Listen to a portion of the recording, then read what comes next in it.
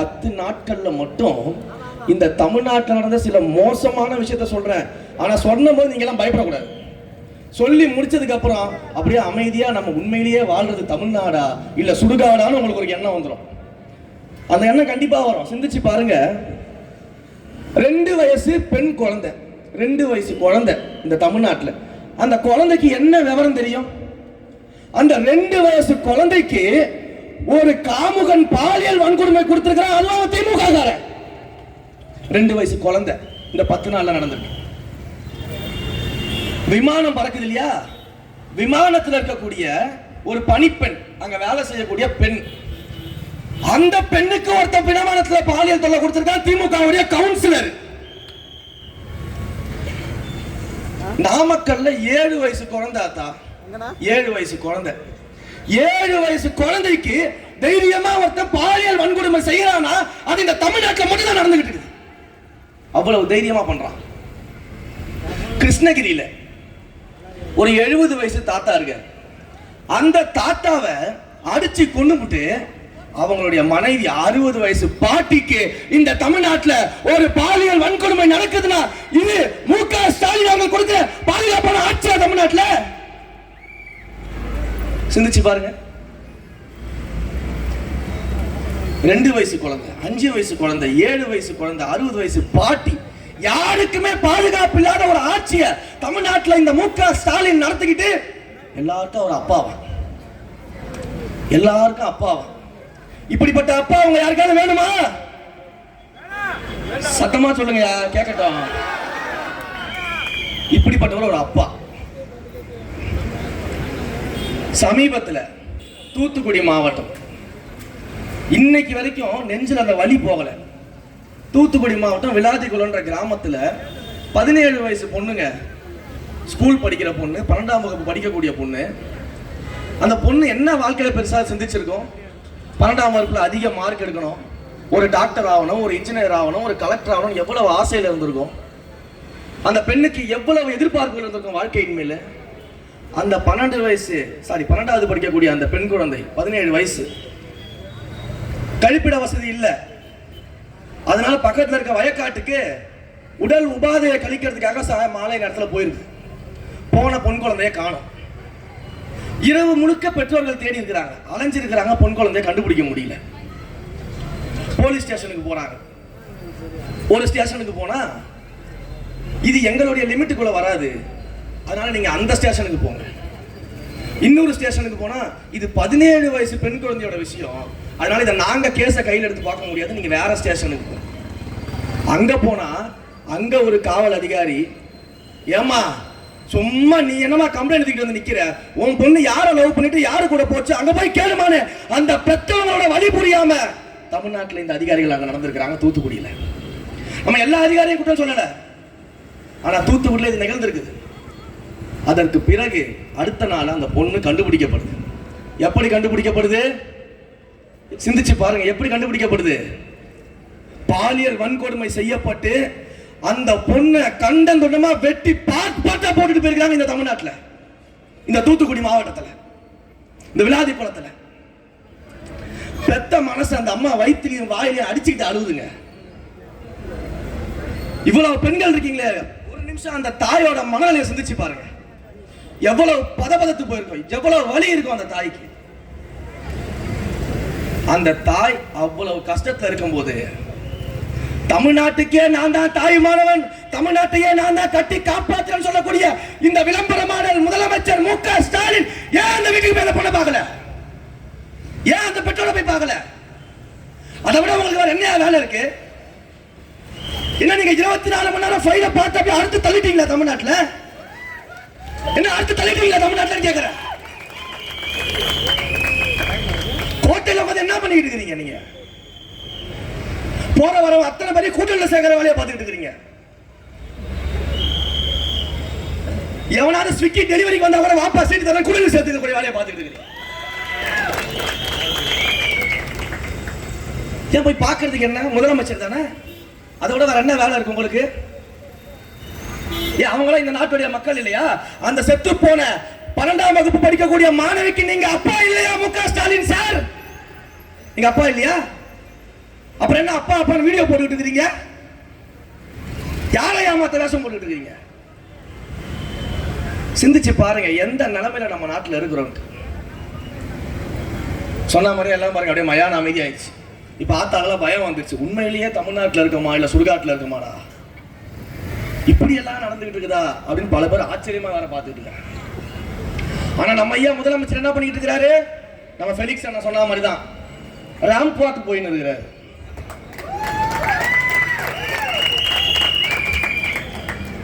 ஐயா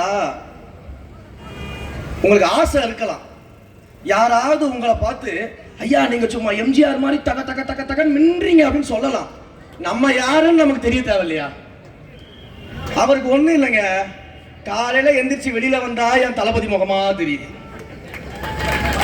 வெளியில போனா என் தளபதி முகமா தெரியுது, நியூஸ் சேனல்ல போட்டா எங்க தமிழக வெற்றி கழக செய்தியா வருது, யூடியூப் பக்கம் போனா எங்க தலைவரா பேசிக்கிட்டு இருக்கிறாரு, வீட்டுக்கு வந்து தூங்குனா எங்க தலைவர் கனவுல வந்துடுறாரு. கொடுமை. காலங்காத்தால அண்ணன் மு.க. ஸ்டாலின் வீட்டுல குக்கர்ல அரிசி வச்சு விசில் சவுண்ட் கேட்டா நம்ம கட்சி ஞாபகம் வந்து. இப்படி இருந்தா என்ன பண்ணுவாரு பாவம்? உடனே நானும் ரேம்ப் வாக் போயே ஆகணும், அவரு போறாருல நானும் போவேன், அதுவும் அதே மாதிரி போவேன், அதே மாதிரி ரேம்ப் வாக் போடு, அதே ட்ரெஸ் அண்ணன் சொன்ன மாதிரி அதே ட்ரெஸ்ஸை போடு. அண்ணன் எவ்வளவு கவனிச்சாரு பாருங்க, நான் கூட அதெல்லாம் கவனிக்கல. அப்படி கட்டம் போட்டு அந்த கட்டத்துக்குள்ள வந்துதான் நீங்க டாடா காட்டணும் ஸ்டாலின் சார் அப்படின்னு கட்டம் போட்டு வச்சிருக்கேன். ரேம்ப் வாக் செல்ஃபி வரையா இருங்க, அவசரப்படாதே, ஃப்ளோல போயிட்டு இருக்கேன். ரேம்ப் வாக் போறாரு. அத்தா என் தலைவர் ரேம்ப் வாக் போனாரு, மதுரையில ரேம்ப் வாக் போனாரு, விக்கிரவாண்டி மாநாட்டில் ரேம்ப் வாக் போனாரு. அவர் போகும்போது சும்மா காட்டுக்குள்ள 100 சிங்கம் சேர்ந்து நடந்து வந்த மாதிரி அப்படி இருக்கும். அப்படியே சொல்லும் போதே புல்லரிச்சிடும். நம்மளும் ரேம்ப் வாக் போனாரு மு.க. ஸ்டாலின். பாவம், வயசான காலத்துல அவரை போய் யாரோ நீங்களும் அவரை மாதிரியே பண்ணணும்னு மைண்டை மாத்தி ரேம்ப் வாக் போக சொல்லி அவர் இந்த புதுசா நடக்க ஆரம்பிக்கிற குழந்தை தத்தி நடக்கும் பாருங்க, அப்படி நடந்து போய்கிட்டு இருக்கிறாரு. லாங்கு வேற நம்ம ஐயா. அடுத்தது அவருக்கு எப்படி துண்டை தூக்கி தூக்கி போட்டாங்களே, எனக்கு நீங்க போட்டே ஆகணும், எல்லா துண்டை தூக்கி போடு அப்படின்ட்டாங்க போல. எங்க தலைவர் போகும்போது அழகா அப்படி துண்டை கழட்டி அப்படி போட்டாங்க, என் தலைவர் அப்படி கேட்ச் பிடிச்சி இப்படி போட்டார். இவருக்கு துண்டை அப்படி கல்லு மாதிரி சுருட்டி சடால் சடால் அடிச்சா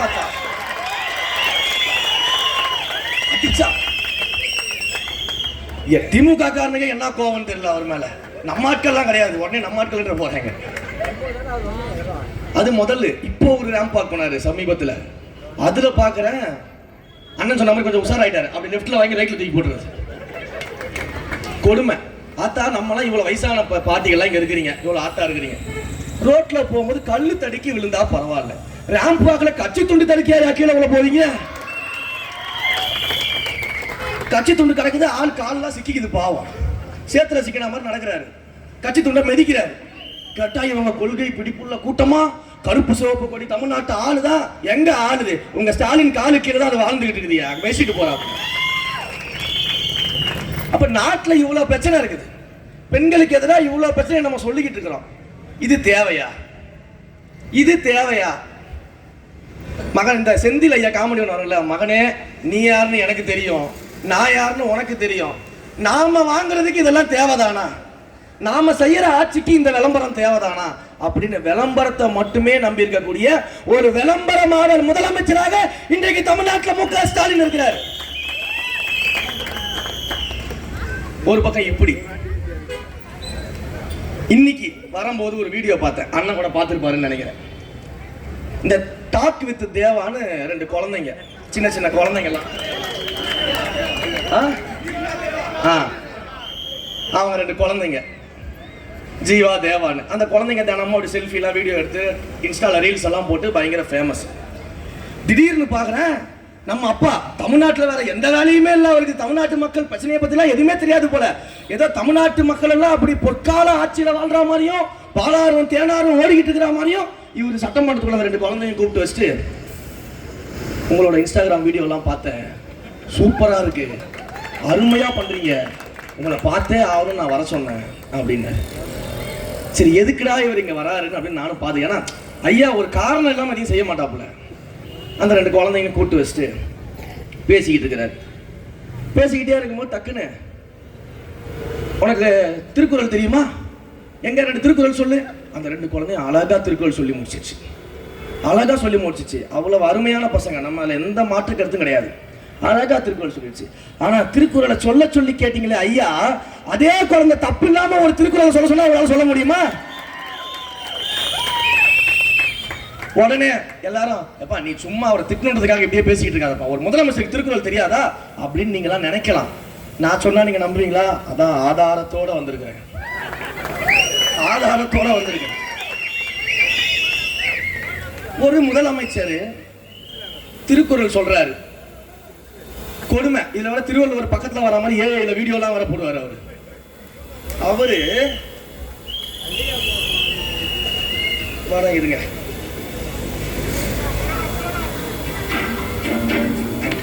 முயற்சி திருவினையாக்கும், முயற்சியின்மை இளமை புகுத்திவிடும், இளமை புகுத்திவிடும். முயற்சி திருவினையாக்கும், முயற்சியின்மை இளமை புகுத்திவிடும், இளமை புகுத்திவிடும், இளமை புகுத்திவிடும். இன்ஸ்டால ரீல்ஸ் போடுற குழந்தை கூட ஒரு 2 திருக்குறள் அழகா சொல்லுது. தமிழ்நாட்டுடைய முதலமைச்சர் 75 ஆண்டு காலம் கட்சி நடத்த சொல்ற நீங்களே ஒரு திருக்குறள் சொல்ல வைக்கல. உங்களுக்கு உருப்படியா சொல்ல வைக்கல. ஐயாவே இப்படி இருக்காரு. அவருடைய உயர்கல்வித்துறை அமைச்சர் ஒருத்தர் இருக்காரு. உயர்கல்வித்துறை அமைச்சர் அவர் ஒரு திருக்குறள் சொல்றாரு ஒரு மேடையில சமீபத்தில். கற்க கசடர கற்பவை, கற்பவை கசடர கற்ற. திருக்குறளையா இது? உயர்கல்வித்துறை அமைச்சர். உயர்கல்வித்துறை அமைச்சருக்கு திருக்குறள் தெரியல. முதலமைச்சர் மு.க. ஸ்டாலினுக்கு திருக்குறள் தெரியல. இவங்க என்னவோ பெரிய படிப்பாளி மாதிரி அந்த 2 பசங்களை கூட்டு வந்து திருக்குறள் சொல்ல வச்சு வீடியோ போட்டுட்டு இருக்கிறாங்க. இப்படி இதுல இன்னொரு கொடுமை. உங்களை எல்லாம் பார்க்க நம்முடைய கல்வித்துறை அமைச்சர் வந்திருக்கிறாரு. அவரையும் வர சொல்றேன் அப்படின்னு கூட்டு உட்கார வச்சிட்டாரு. அவர் உடனே பள்ளி கட்டிட்டுலாம் நல்லா இருக்கா, ஸ்கூல்லாம் நல்லா இருக்கா? உடனே மு.க. ஸ்டாலின் கேட்கிறேன், சாப்பாடுலாம் நல்லா இருக்கா, தினமும் வகை வகையா சாப்பாடு போடுறாங்களா அப்படின்னு கேட்டு அந்த வீடியோ வருது. கடந்த வாரம் கோயம்புத்தூர்ல ஒரு மாநகராட்சி பள்ளி, அரசாங்கம் நடத்தக்கூடிய ஒரு மாநகராட்சி பள்ளியில அங்க இருக்கக்கூடிய அந்த பள்ளியில போட்ட சாப்பாட்டுல அந்த சாப்பாடு சரியில்லாம 43 குழந்தைகள் நோய்வாய்ப்பட்டு அரசு மருத்துவமனையில சிகிச்சைக்காக அனுமதிக்கப்பட்டாங்க. இது கோயம்புத்தூர்ல நடந்துச்சு. இன்னைக்கு அந்த 2 குழந்தைய வச்சு வீடியோ போட்டுக்கிட்டு இருக்கிற கல்வித்துறை அமைச்சர் நம்முடைய நடிப்பு அரக்கன். யாரு? நடிப்பு அரக்கன் ஐயா அன்பில் மகேஷ் பொய்யாமொழி அவர்களே. இந்த 2 குழந்தை கூட பேசுறவங்களுக்கு நேரம் இருக்கு, 43 குழந்தைய ஆஸ்பத்திரி போய் பார்க்க உங்களுக்கு நேரம் இல்ல. நீங்க தான் ஏதாவது அசம்பாவிதம் நடந்தா 1 ஹவர்ல வந்துருவீங்களே, வாமா மின்னல்ன்ற மாதிரி 1 ஹவர்ல வந்துருவாரு. வந்துட்டு இப்படி நின்றுவாரு. அப்படியே கண்டிஷன்ஸை ஃபாலோ பண்ணுங்கடா, ஃபாலோ பண்ணுங்கடான்னு சொன்னா கேட்டீங்களா? 43 குழந்தைக்கு ஸ்கூல்ல சோத்த போட்டு அந்த சோத்தால மருத்துவமனையில் அனுமதிக்கப்பட்டிருக்க போய் பார்க்க துப்பற்ற ஒரு அமைச்சர் தமிழ்நாட்டில் நடிகரா வேலை பார்த்துக்கிட்டு இருக்கிறார். அவரை விட சிறந்த நடிகர் வேற யாரும் கிடையாது. உதயநிதியே தோத்துவாப்புல அவர்கிட்ட. சீரியல் நடிகர். ஏமா நான் எவ்வளவு கௌரவமா ஒரு அமைச்சர் நடிகருங்கிற, நீ சீரியல் நடிகர் ஒரு அசிங்கப்படுத்துற. அப்படிலாம் பண்ணக்கூடாது. பாருங்க, இவங்களுக்கு எது முக்கியமா இருக்குன்றதுக்காக தான் சொல்றேன். சிரிக்கிறதுக்கு முன்னாடி சிந்திச்சு பாருங்க. 43 குழந்தைய போய் பார்க்க மாட்டாங்க. 2 குழந்தைய கூப்பிட்டு வச்சு சோறு நல்லா இருக்கான்னு கேட்கறது. இதுல வேற ஐயா மு.க. ஸ்டாலின் வந்து அதுல ரீல்ஸ் ஒன்று போடுறாராம் அந்த குழந்தைங்க கூட சேர்ந்துக்கிட்டு. ஐயா அந்த குழந்தை கேட்குது, ஐயா சிஎம் சார் எங்களுக்கு ஏதாவது ஒரு தமிழ்நாடு மக்களுக்கு ஒரு அறிவுரை சொல்லுங்க அப்படின்னு. ஐயா உடனே ஒரு அறிவுரை சொல்றாரு. என்ன அறிவுரை சொல்றாரு? ஆக ரீல்ஸ் எல்லாம் நல்லா போடுறீங்க, நல்லா இருக்கு, அதுக்காக ரீல்ஸ்லயே இருந்துடாதீங்க, படிப்பு தான் முக்கியம், படிப்பை பாருங்க, ரீல்ஸ்லயே காலத்தை ஓட்டுறாதீங்க அப்படின்னு சொல்றது யாரு? நடிச்சு நடிச்சு ரீல்ஸ் போட்டே காலத்தை ஓட்டி கொண்டிருக்கக்கூடிய முதலமைச்சர். என் தலைவர் நடிப்பை விட்டுட்டு, திரைத்துறையை விட்டுட்டு இந்த மக்களுக்காக ஆட்சி செய்யணும், இந்த மக்களுக்கு நல்லது செய்யணும், நடிப்பை விட்டுட்டு தலைவராக இருக்காரு. நீங்க ஆட்சி அதிகாரம் கையில இருந்தோம், முதலமைச்சரா இருந்தோம், மக்களை கவனிக்காம நடிகரா மாறிக்கிட்டு இருக்கிறீங்க, நடிகரா மாறிக்கிட்டு இருக்கிறீங்க. இவரு போயிட்டு அட்வைஸ் பண்றாரு, ரீல்ஸ் நம்பி வாழ்க்கையை ஓட்டுறாரு. கால கொடுமை. எப்படிப்பட்ட ஆட்சியில வாழ்ந்துட்டு இருக்கு தெரியுதாத்தா? சரி 1000 ரூபாய் கொடுக்குறேன்னு சொல்லி போன ஆட்சிக்கு வரும்போது சொன்னாங்களே, எல்லாரும் வாங்கிட்டீங்களா? எல்லாத்தான் சோகமா எங்க கொடுக்கவே இல்லை. ஆட்சிக்கு வர்றதுக்கு முன்னாடி அனைத்து குடும்ப தலைவிகளுக்கும் 1000 ரூபாய் சொன்னாங்களா? ஆட்சிக்கு வந்தோன்னு என்ன சொன்னாங்க? தகுதி வாய்ந்த பெண்களுக்கு மட்டும்தான் 1000 ரூபாய் கொடுப்போம், மற்றவங்க எல்லாம் கொடுக்க மாட்டோம். என்ன தகுதி? இந்த மாதிரி திமுகவில் இருக்கணும், அரசு வேலையில் இருக்கணும், திமுகவுக்கு ஆதரவா பேசணும், திமுகவுக்கு ரீல்ஸ் போடணும், இந்த மாதிரி இருந்தா கொடுப்பாங்க. எங்க ஆத்தா பாவம் எவ்வளவு கஷ்டப்பட்டுக்கிட்டு இருக்குது. எங்க அக்கா பாவம் என்ன வேலை செய்யுது? ஒரு பூக்கடை வச்சிருக்கோம், பழக்கடை வச்சிருக்கோம், ஒரு சலவை கடை வச்சிருக்கோம், ஒரு துணிக்கடை. சாதாரண ஏழை குடும்பத்து பெண்களுக்கு போய் சேராத 1000 ரூபாய் திமுக ஆதரவாளர் தான் போய் சேர்ந்துடும். எங்க தெருவில் இருக்கிறாங்க பல பேர்.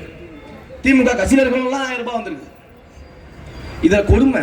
திடீர்னு 5000 ரூபாய் போட்டாங்க. காலையில் எழுந்திரிச்சு 5000 ரூபாய் போட்டாங்கிறாரு. எதுக்கு போட்டீங்க 5000 ரூபாய்னா? யாரோ இந்த 1000 ரூபாய் தடுக்கிறதுக்கு வேலை செய்யறான்டா, கண்டுபிடிச்சிட்டேன், அதான் 3 மாச தொகையை மொத்தமா தூக்கி போட்டேன்டா. சும்மா போடல, கோடை காலம் வர வருது, எக்ஸ்ட்ரா 2000 ரூபாய் சேர்த்து போட்டேன், 5000 ரூபாய் என்ஜாய் அப்படின்னாரு. ஆத்தா என்ன கேட்கிறேன், 4 வருஷமா வெயிலே அடிக்கலையா?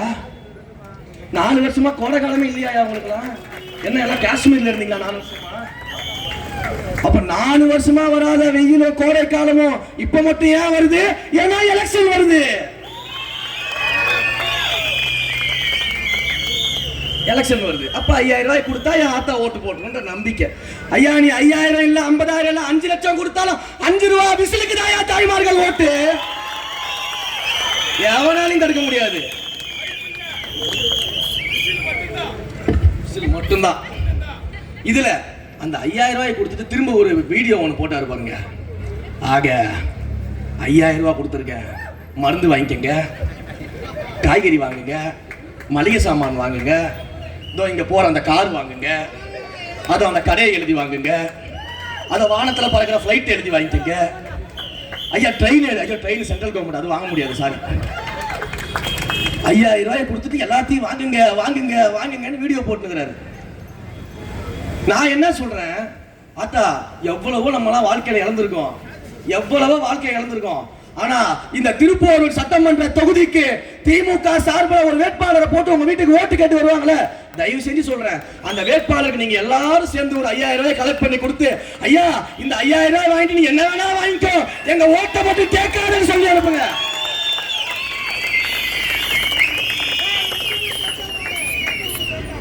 இதையா போட்டுக்கிட்டு தானே இருக்கிறாங்க. திரும்ப போடுனா ஸ்டாலின் ஐயா கோச்சிக்கு போறாரு. இவன் வந்ததுலேருந்து விசில் போட்டுட்டு தான் இருக்கிறாங்க. என்ன போட்டு காட்டுங்க, அதான் கேட்கறாருல. இப்படி நடந்துகிட்டு இருக்கு. கொடுமையிலும் கொடுமையான ஒரு ஆட்சி நடந்துகிட்டு இருக்கு. அதனால இப்படிப்பட்ட ஆட்சிக்கு நாம ஒரு முடிவுரையை எழுதுறதுக்காக தான் இந்த போல கூட்டங்களை நடத்தி கொண்டிருக்கிறோம், கொள்கைகளை பேசிக் கொண்டிருக்கிறோம், ஆட்சியினுடைய அவல நிலைகளை பேசிக்கிட்டு இருக்கிறோம். சிரிக்கிறது மட்டும் இல்ல, சிந்திக்கணும். அந்த 5000 ரூபாய் கொடுத்தாங்கன்னா உங்களுடைய வரி பணம், நீங்க வாங்குற புடவையில அந்த வரி பணத்தை கட்டிட்டு இருக்கீங்க. நீங்க தினசரி யூஸ் பண்ற சோப்புல, பேஸ்ட்ல, ஷாம்புல எல்லாத்துலயும் நீங்க வரி பணம் கொடுத்துட்டு இருக்கீங்க. அந்த வரி பணத்தை கொண்டாந்துதான் மு.க. ஸ்டாலின் 5000 ரூபாய் போட்டேன்னு பெருமையா பேசிக்கிட்டு இருக்காரு.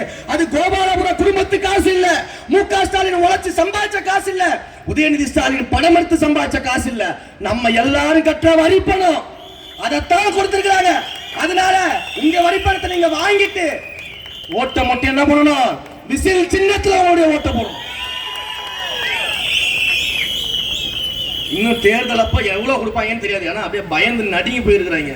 போட்டிக்கு ஆள் இல்லைன்னா 1000 ரூபாய் கொடுத்து முடிச்சிருவாங்க. என் தலைவரை பார்த்தோன்னே இந்த தடவை 10,000 கொடுக்குறானா 5,000 கொடுக்குறான்னு தெரியல, எவ்வளவு கொடுத்தாலும் என்ஜாய். இந்த 2024 தீபாவளி தான், வாங்கி கொண்டாடுங்க.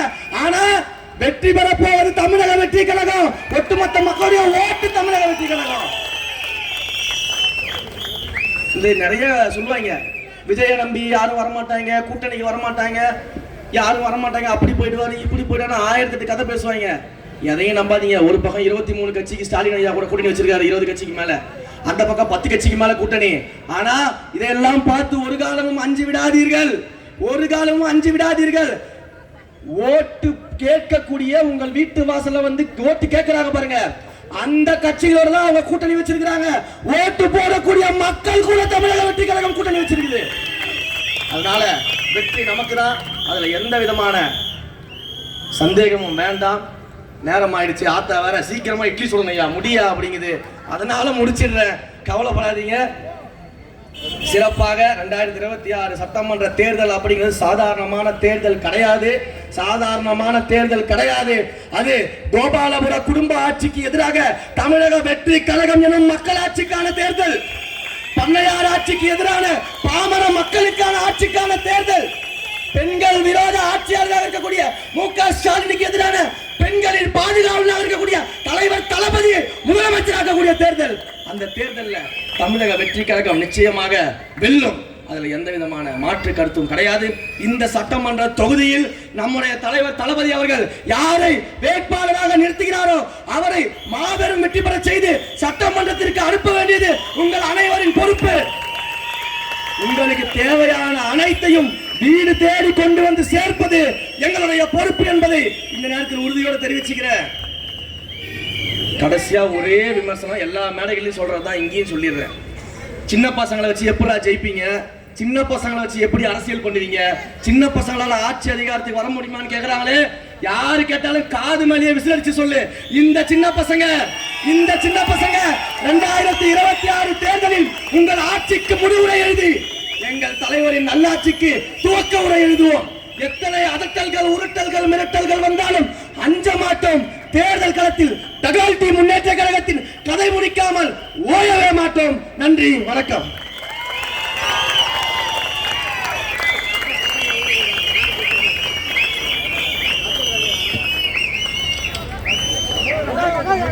மிக அருமையாக தீ பிடிச்சிட்டாங்க.